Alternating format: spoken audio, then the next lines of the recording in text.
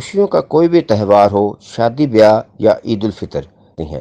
ईद उल फितर करीब आते ही हर तरफ खवातीन और छोटी बच्चियां खरीदारी में मगन हैं। किसी को मेहंदी की तलाश है और कोई चूड़ियों की मैचिंग में मसरूफ है। खवातीन का कहना है कि कुछ भी हो, मेहंदी और चूड़ियों के बगैर ईद उल फितर की तैयारी नामुकम्मल है। करने के लिए चूड़ियाँ अच्छी है, ये हमारी औरतों का श्रृंगार है, मेहंदी और चूड़ियाँ लगाने की, और बड़ा मजा आ रहा है।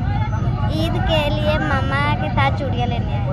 ऐसी चूड़ियाँ लेना सन बहुत अच्छा लगता है। करने के लिए चूड़ियाँ अच्छी है, ये हमारी औरतों का श्रृंगार है, मेहंदी और चूड़ियाँ लगाने की, और बड़ा मजा आ रहा है। ईद के लिए मामा के साथ चूड़ियाँ लेने आए। दूसरी जानब खवातीन की गहमा गहमी से दुकानदार खुश दिखाई देते हैं। दुकानदारों का कहना है कि ईद के दिनों में हमारी दुकानों पर खवातीन का खूब रश होता है।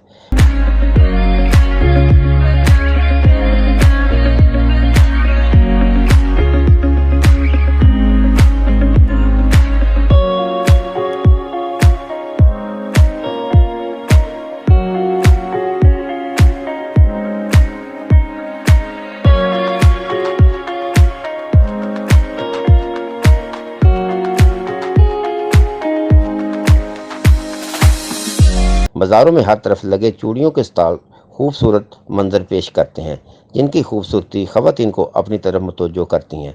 मेहंदी और चूड़ियों से खवातीन का बनाव श्रृंगार मुकम्मल होता है।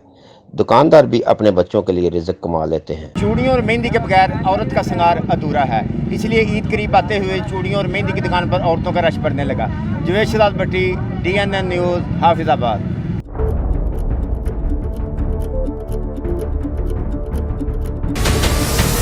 हमारे चैनल को सब्सक्राइब करें और बेल आइकन पर क्लिक करें।